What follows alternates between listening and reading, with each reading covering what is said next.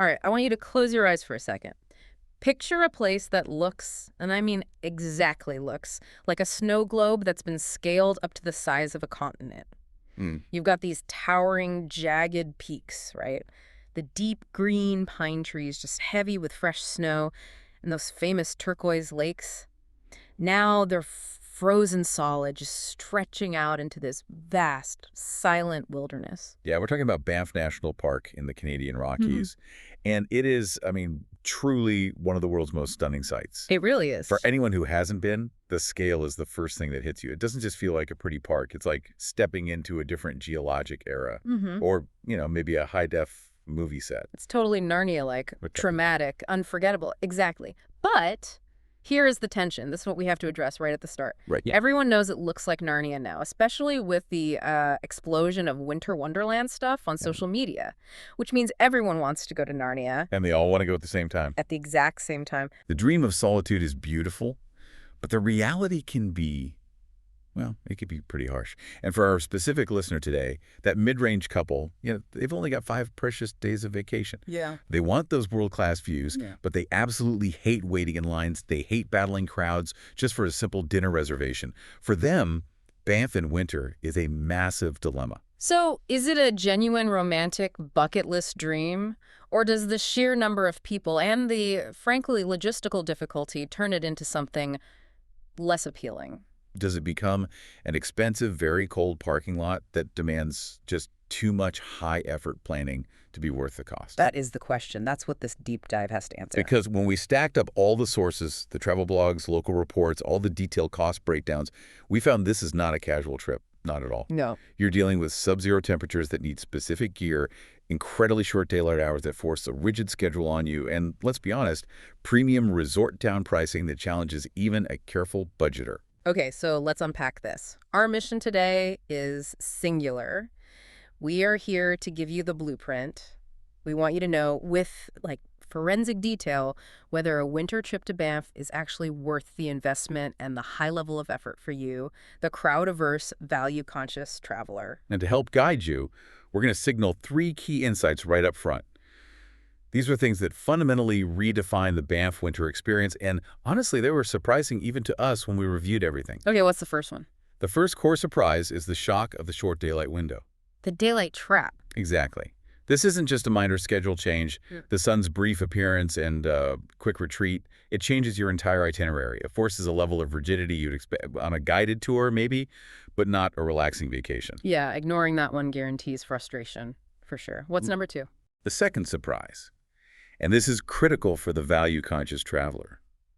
There is a drastic, you can feel it, a palpable difference in the food scene, the hotel pricing, and just the whole atmosphere depending on if you stay inside the national park gate or just outside of it. Ah, so the value proposition totally shifts. It shifts dramatically once you leave that heavily commercialized core. And the third surprise, this one is actually fantastic news if you don't ski or snowboard. It is. It's that a full, exciting 5-day itinerary that delivers world-class nature can be built without ever putting on a pair of skis. The non-skiing stuff might actually be better. It might offer superior access to that Narnia-like beauty, often at a lower cost and with, better crowd control. Okay, but before we let the beautiful pictures sway everyone, we have to acknowledge the massive hurdle up front. The asterisk. The huge asterisk. If you are an anxious driver, or if you're used to perfect road conditions, this trip is a challenge. Navigating those mountain roads, the black ice, the reduced visibility, the constant need for vigilance, it requires a focus that can feel genuinely stressful. Your trip's success rests so heavily on your confidence behind the wheel. It really does. And because we're here to provide maximum practical value, we're going to stake a bold, kind of contrarian claim based on all the sources we looked at. This is specifically for you, the traveler who puts peace and value first. Okay, here's the claim. If your top priorities are avoiding crowds, getting better accommodation value, and finding a more authentic sense of community, do not stay in Banff Town. Do not do it. You should instead base yourself 20 minutes outside the gates in Canmore. We're absolutely going to back that up with cost analysis and, atmospheric comparisons later on. But that is the central lever we found for making this trip work. Right. So by the end of this deep dive, you will know exactly what gear is mandatory to stay warm, precisely how much this trip will cost, and crucially, if all that magic is worth the high-effort hassle of Canadian winter logistics. Let's get ready to jump into the deep freeze. Let's do it. Okay, so let's set the context. The Canadian Rockies are obviously famous, but usually people are researching summer hiking, right? Or the Emerald Lakes, autumn colors. Why are we seeing this explosion of interest in navigating a sub-zero environment right now? Why Banff in winter? Yeah, why now? Well, our sources point to two big trends coming together. The first is it's cultural, really. It's a direct response to modern life. Yeah. The whole winter wonderland trend is exploding. Oh, People are just experiencing summer travel fatigue. You know, the heat, the crowds, the humidity. They're actively seeking the visual drama and that cozy feeling of heavy snow, the rustic cabin vibe, the fireplace. It's the search for the complete opposite of a crowded summer beach holiday. You're trading effort for atmosphere. You're consciously looking for places that force you to slow down, disconnect, and bundle up. It makes the indoor time feel earned, almost luxurious. Right. But there's a second reason, and this one's purely financial. The powerful U.S. dollar. For our listener in the States, the exchange rate is hovering around 1.35 Canadian to $1 US. Which on paper looks amazing. It's like an instant 30% discount on almost everything. Hotels, gas, souvenirs. It's the hook. And we had to analyze if that currency advantage actually holds up or if it just gets eaten alive by what we call the tourist tax. A resort town premium. Exactly. Does that strong dollar discount survive the Banff high season price structure? That was a huge part of our focus. So before we dove into the data, we both had really different expectations for this trip, and I think contrasting them kind of sets the stage. Yeah, what was yours? Mine, I'll admit, was the idealized, slightly naive Hallmark movie vision. I pictured myself walking down a quiet, snow-covered Banff Avenue with like an artisanal hot cocoa, snow gently falling, Yeah. very romantic, intensely silent. I just expected that mountain serenity everywhere. And my expectation, the reality check, was way less romantic, more pragmatic. I was just bracing for logistical headaches, unrelenting sheets of black ice. Ah, yeah. I was certain everything would be booked solid for months, and frankly, aggressive price gouging. I expected to pay a lot for very little sleep and a whole lot of frustration. Okay, so let's talk reality check, especially for you, the crowd-averse traveler. Did my quiet, romantic walk come true? Well, it's only half true. You have to be super intentional to find that solitude. Right. If you're hyper-strategic and you choose that sweet spot, we're talking late January, February, and you absolutely avoid Christmas and New Year's, you can find these deep moments of silence. The wilderness is still wild. It is. The park is enormous. No. But the town itself is the crucial caveat. Banff Avenue at 5:00 p.m. when everyone is looking for warmth and dinner. It is not quiet. It is bustling. Lights are flashing. It is frantic. It feels more like a crowded ski resort village than a quiet mountain town. You cannot have this illusion that you're going to have the wilderness to yourself, even in the dead of winter. Yeah. The reality is, you have to treat Banff Town as a necessary transit hub and a commercial bottleneck. Not the destination. Exactly. The geography forces it. The town acts like a funnel, just concentrating everyone into the same 2 or 3 square blocks for dinner and shopping. However, and this is a big however, the one area where reality just profoundly exceeded expectations was the sheer, breathtaking beauty. Oh, for sure. The sources all agree on this. Seeing the Three Sisters peaks covered in pristine snow, or Castle Mountain looking like this immense ancient ice fortress against a startling blue sky, it really hits you in the chest. It feels intensely dramatic. And in its rugged, sheer scale, it often feels wilder and less manicured than a lot of the European Alps. So the magic is there. It is absolutely there, but it is not passive. You have to work for it. You are trading the risk of summer crowds and mosquitoes for the necessity of intense logistical planning and the constant risk of, biting cold and frostbite. And that leads us directly to the most critical logistical factor, what we're calling the daylight trap. This dictates everything. Everything. From where you eat breakfast to how far you dare to drive. Again, we have to stress the timing. To max out your value and minimize stress, do not go in December. Please don't. Christmas and New Year's is a total zoo. Any cost savings you think you found will be instantly canceled out by the frustration of massive crowds, peak prices, and just fighting for every single resource. Aim for that sweet spot, late January or February. And here's where that schedule rigidity comes from. We went in mid-January, and the daylight was a serious shock. The sun is not fully up, giving you that effective, strong light for photos or sightseeing until almost 9:00 a.m. Almost 9:00 a.m. And then it sets shockingly fast. It's often completely gone by 4:3 p.m. So that 7.5-hour window, which is often really more like 6 hours of truly effective daylight because of mountain shadows, that necessitates a rigid itinerary. This is the difference between a magical day and a frustrating, rushed one. If you plan to see anything with a view Lake Louise, Johnston Canyon, the Icefields Parkway, that activity has to be concentrated in that specific time slot. If you try to sleep in, have a relaxed brunch at 11:00 a.m., and then start driving, half your daylight is gone. You'll just be chasing shadows, trying to appreciate these massive views in the dark. The daylight trap means you have to front load your day, use those precious morning hours for movement and viewing.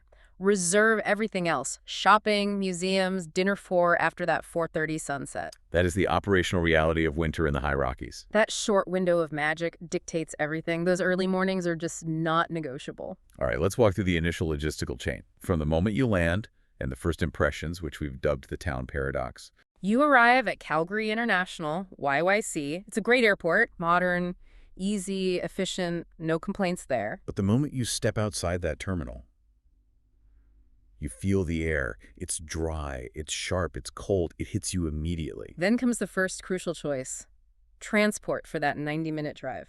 We rented a car, and this is where that first logistical bite happens. Once you get on the Trans-Canada Highway, it's just flat prairie for the first 45 minutes. It's a little monotonous. You start to seriously wonder, did I put the right directions in? Totally. But then the view just changes with this dramatic suddenness. The entire wall of the Rocky Mountains, this massive monolithic barrier, just appears on the horizon. It is truly one of the most dramatic approaches to a major mountain range in North America. The vibe shifts instantly from prairie highway to serious mountain terrain right as you pass the park's Canada gates. But the relief of seeing the mountains quickly gives way to what we'll call the Banff town site stress. We got there mid-afternoon on a low-season Tuesday in January, and I was shocked at how hard it was to find parking near the main avenue. Yeah, for a couple that hates crowds, arriving in Banff town is immediately overwhelming. The impression is profoundly commercial. It is not a quiet, pristine national park gateway. It's more of a concentrated commercial hub.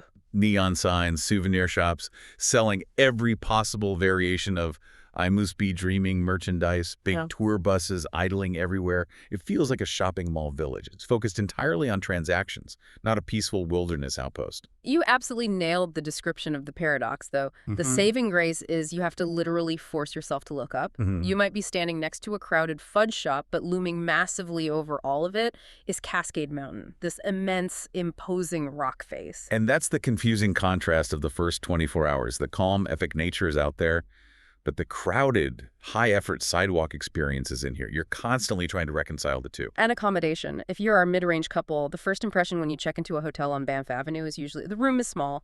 And this costs how much? You are paying a heavy premium for the zip code, for the proximity to restaurants and the tourist action, not for space or luxury. A typical mid-range lodge might be cozy in the lobby, but the room itself is often very basic. But the overall atmosphere, if you look past the shops and at the people, is genuinely relaxed and practical. Oh yeah, everyone's dressed for the environment, not for fashion. You see serious Patagonia, North Face, Canada Goose, it's all functional. Right, which reinforces that 90% of people are there to get outside and engage with nature, not pose in town. And the Canadian friendliness is absolutely real. The vibe is welcoming. But again, the sheer volume of people in that small downtown core, especially between 5:00 and 7:00 p.m., if you're sensitive to feeling cramped, you need an exit plan.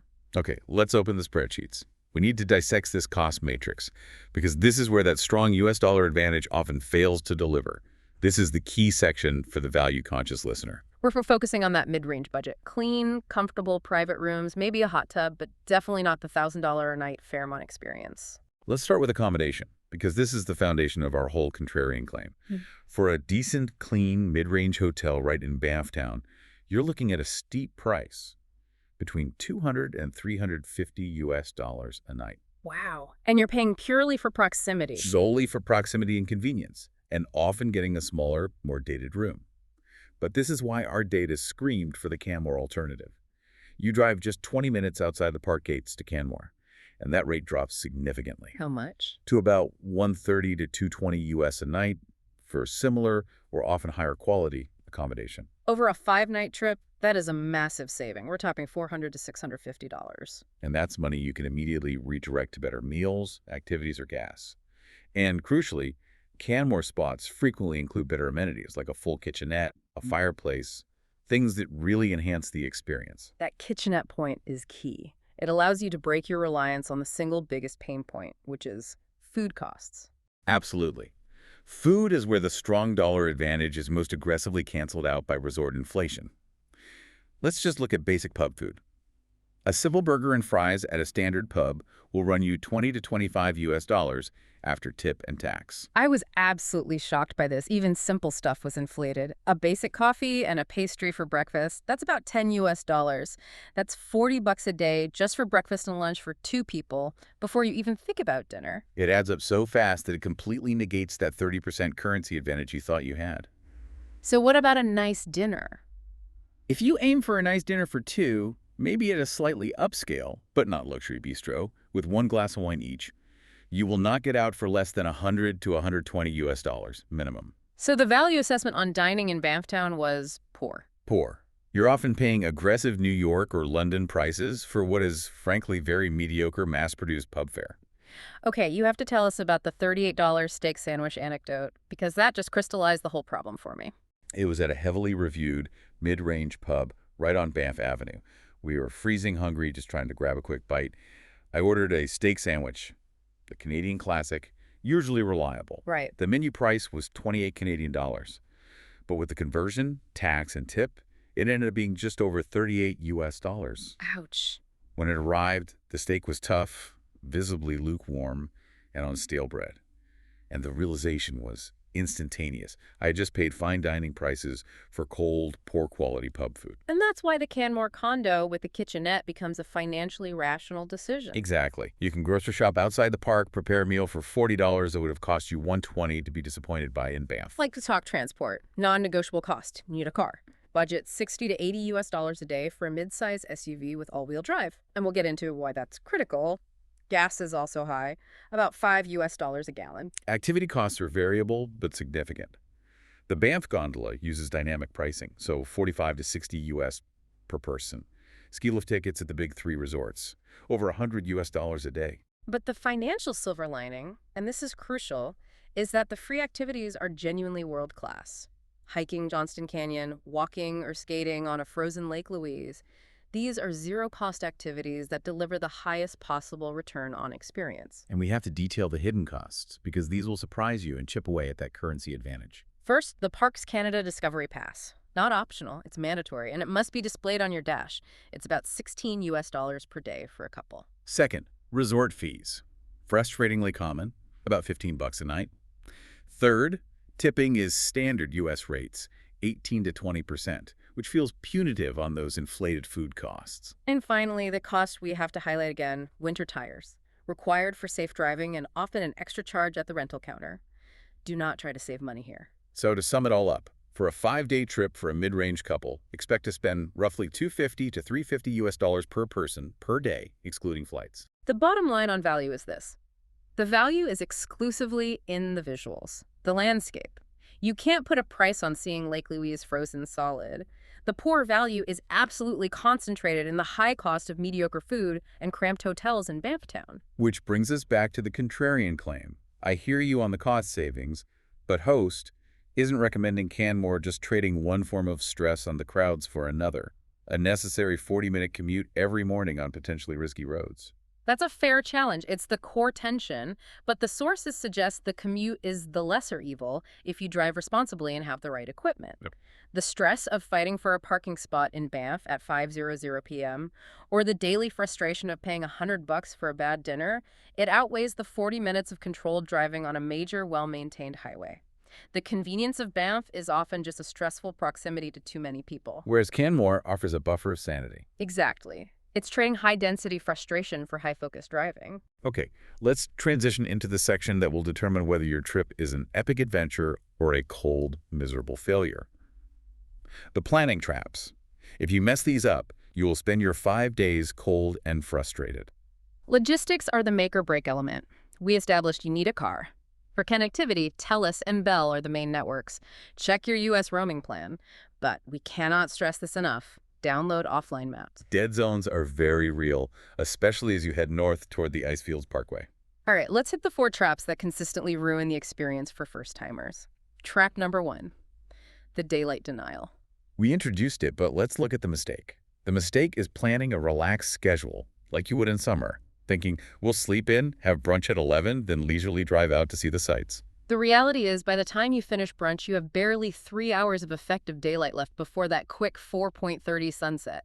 You end up rushing everything in a panicked, dark frenzy. The fix for a crowd-averse couple is what we call the 8:00 a.m. mandate.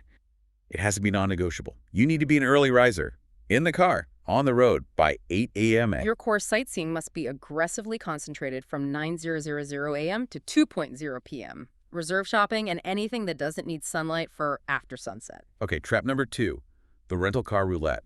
This one is genuinely critical. The mistake is renting a standard sedan or even an SUV with basic all-season tires. Which the rental counter often pushes as sufficient. Right, and the reality is all-season tires, especially at -20°C, are functionally useless on ice. The rubber hardens, you lose all traction. You are not driving on ice, you're floating. Sliding into a ditch is a serious daily risk. So what's the fix? Be specific. The fix is technical and mandatory. You must specifically request and confirm you have dedicated winter tires. They have a mountain and snowflakes symbol on the sidewall. At a minimum, get an SUV with AWD. Pay the extra fee. This is not optional. Track number 3, the Lake Louise lunch rush. This is a trap of expectation. The mistake is driving to Lake Louise at noon, expecting easy parking and a quick meal at the Fairmont Chateau. The reality is that parking at Lake Louise is extremely limited and fills up fast, often by 10:30 a.m. And the hotel restaurants are often reserved for paying guests during that midday rush. The fix. Oh? Adhere to the 8:00 a.m. mandate and arrive before 9:30 a.m. or arrive after 3:00 p.m. Most importantly, bring your own hearty snacks and a thermos of something hot. Do not rely on finding food at major natural sites. And trap number 4, the underdressing. The mistake is thinking your normal jeans and a light sweater will be enough because you're just walking 10 minutes from the car. The reality is that the cold is intensely penetrating, it's draining, it sucks the warmth out of you so fast, and if you're miserable and shivering in 10 minutes, the magic is completely gone. The fix is simple but mandatory. You must have formal base layers. We recommend merino wool. These go under everything, under your pants, under your sweater. Without proper base layers, you're just setting yourself up for misery. Let's pivot to a deeper look at safety and comfort. It's essential to separate the perceived risks from the real environmental ones. Criminal safety first. Banff is extremely safe. The true critical danger is not from people. It is purely environmental. Environmental danger number 1, driving. Black ice is the single biggest threat. It's invisible, and you can lose control instantly without warning. The driving advice here is crucial. Drive conservatively. We advise driving 10 kilometers under the posted speed limit, double or triple the distance between cars. And if you see a snowplow, stay behind it. That's your safest place. Environmental danger number 2, the cold. We have to convey how severe this is. Temperatures can hit -30°C, which is -22 Fahrenheit. At that extreme, exposed skin can get frostbite in minutes. And beyond that, the cold is intensely dry. It sucks the moisture right out of you. You must always cover your ears and hands. And bring heavy-duty moisturizing lotion and lip balm to prevent your skin from cracking. Let's talk gotchas. Not scams, but frustrating situations. The sources flagged the rental car counter offering a free upgrade to a massive truck. Be wary of that.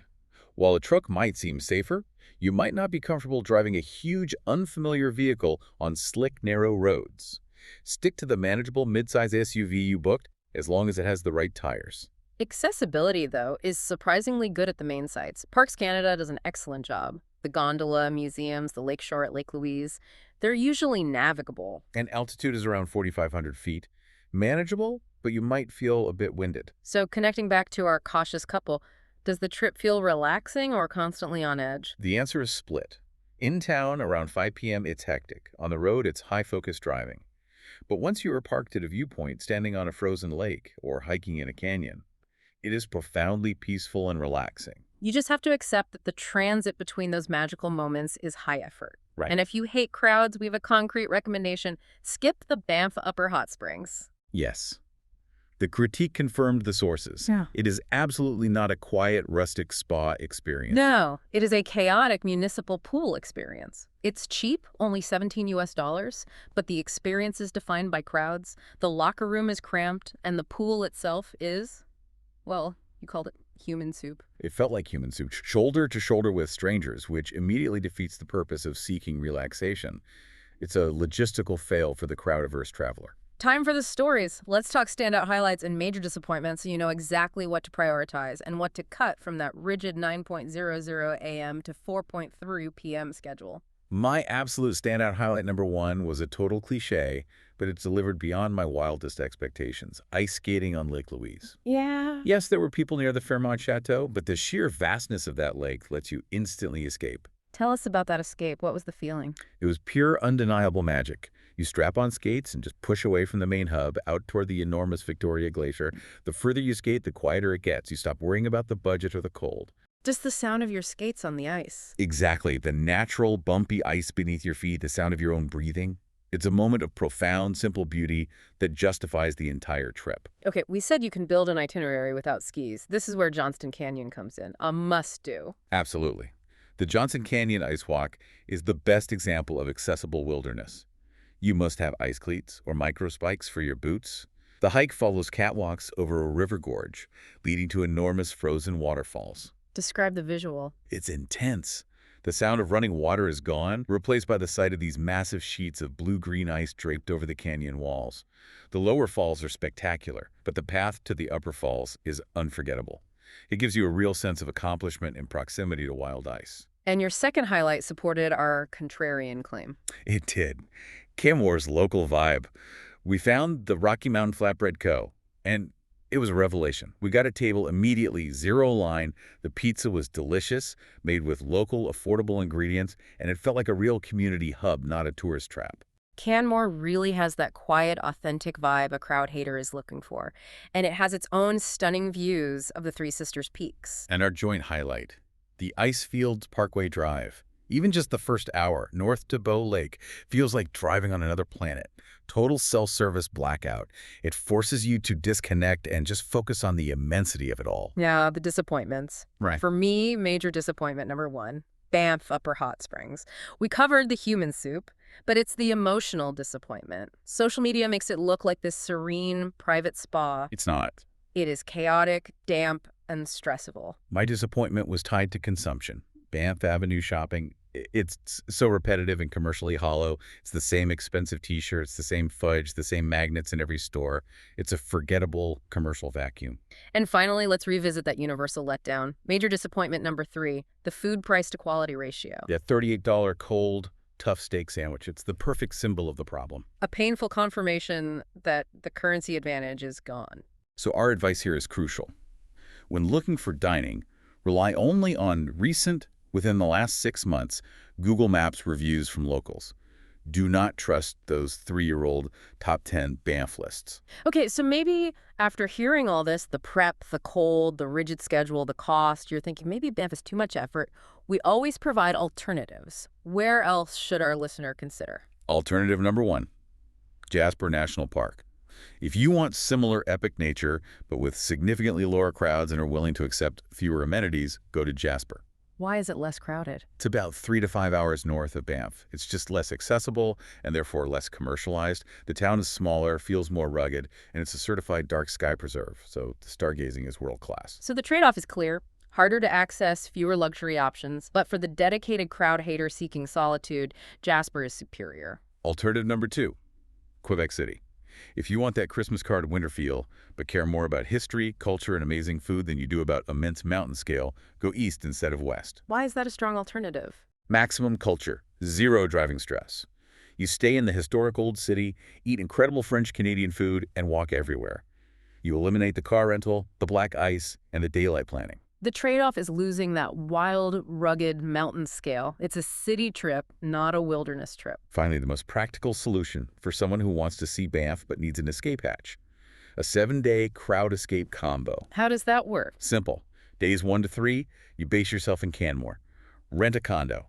Do strategic early morning day trips into Banff's key sites, then retreat to the sanity of Canmore. And then? Then, Days 4 to 6, drive west into British Columbia to Yoho National Park. Base yourself near Emerald Lake or in the small, authentic town of Golden. Emerald Lake Lodge is isolated and beautiful. Golden is gritty, authentic, and a powerful contrast to Banff's theme park vibe. So you're splitting the trip between Tourist Central and the quiet, real Rockies of BC. You get the beauty without the total crowd burnout. Okay, this is the final synthesis, the verdict matrix, customized for our listener archetypes. Budget backpacker. Verdict. I know.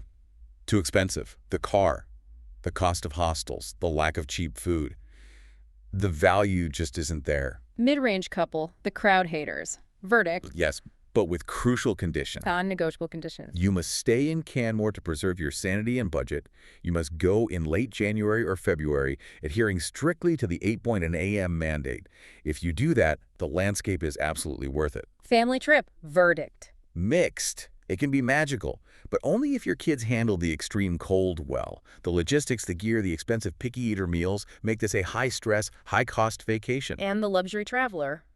Verdict. Yes. If you can afford the Fairmont, private transfers, helicopter tours, Banff is a world-class, seamless experience you can easily pay to avoid the crowds. So the overall winning strategy for you, the discerning listener, Banff is absolutely worth it if you treat it as a high-effort wilderness expedition with good food in Canmore, and not a relaxing city trip with mountains in the background. Base in Canmore. Wake up early 8:00 a.m. in the car chase a light and retreat to your cozy spot by 4:0 p.m. for relaxation.